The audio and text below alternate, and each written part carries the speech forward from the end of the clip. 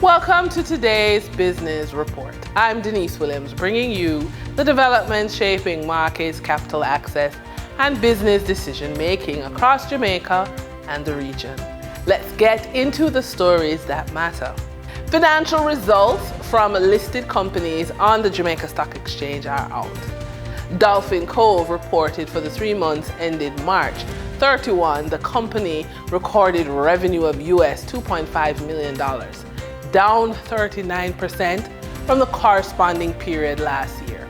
Net profit also fell 83% to US $142,000. Dolphin Cove says visitor arrivals remain below prior year levels due to reduced airlift capacity, delays in reopening of some hotels, and lower room inventory across key resort areas.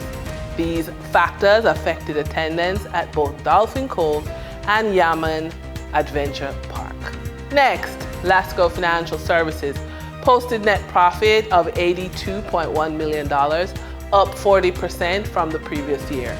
Profit from operations also increased significantly, rising nearly 33% to $209.4 million.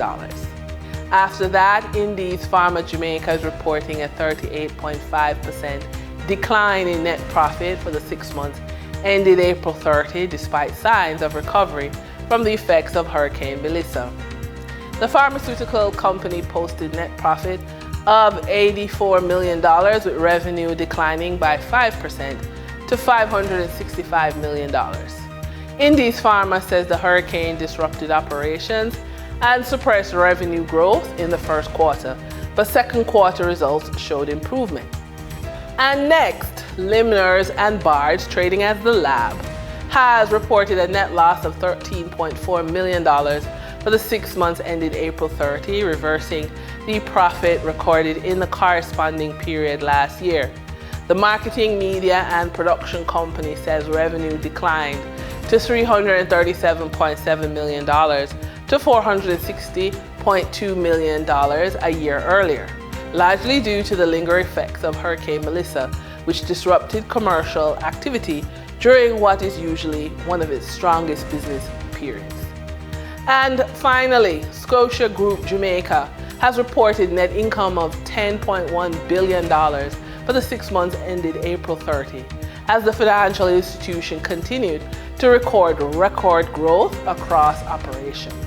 Total revenue excluding credit losses rose 11% to $37.1 billion, while customer deposits climbed 12%.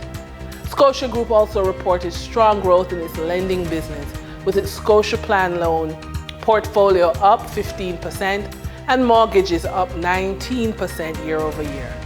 Commercial deposits and loans each grew 14% and 15% respectively.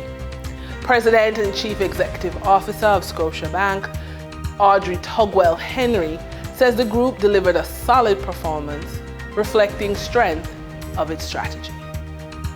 For the trading period of June 18, 2026, the most actively traded securities were NCB Financial Group Limited with 21,886,684 units, representing 39.31% of market sales activity.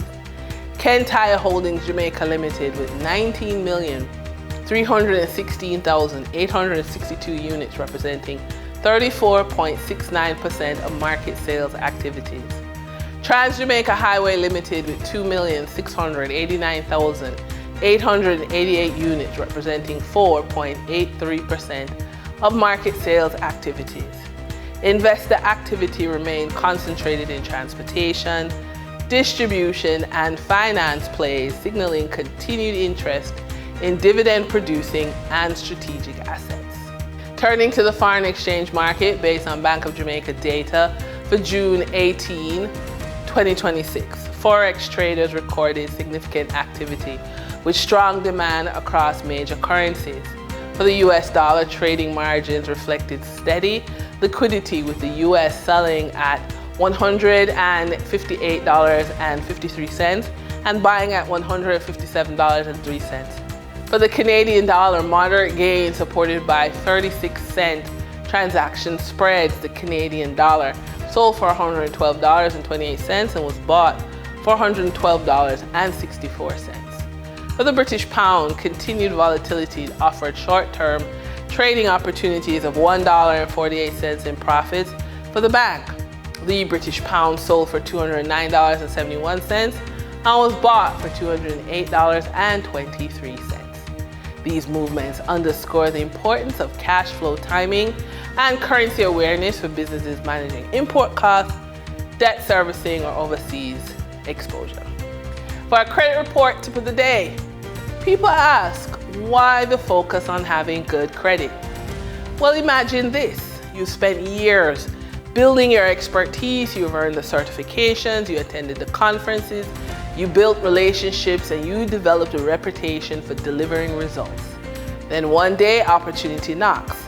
A client offers a contract 3 times larger than anything you've ever handled before. So you need additional staff, you need equipment, you need working capital. You walk into the bank confident that your track record speaks for itself. The loan officer listens carefully. Your business plan looks solid. The projected revenues make sense. The opportunity is real. And then they pull your credit report. Suddenly the conversation changes, not because of your talent, not because of your vision, not because of your work ethic, because your financial history tells a different story. The opportunity is still there, but now someone else will secure the financing, someone else will expand, and someone else will win the contract. And it all happened because decisions made months and years before the opportunity arrived. And that's today's business report. I'm Denise Williams, bringing clarity to capital, markets, and strategy. Until next time, stay informed, stay intentional, and keep building forward. See you soon.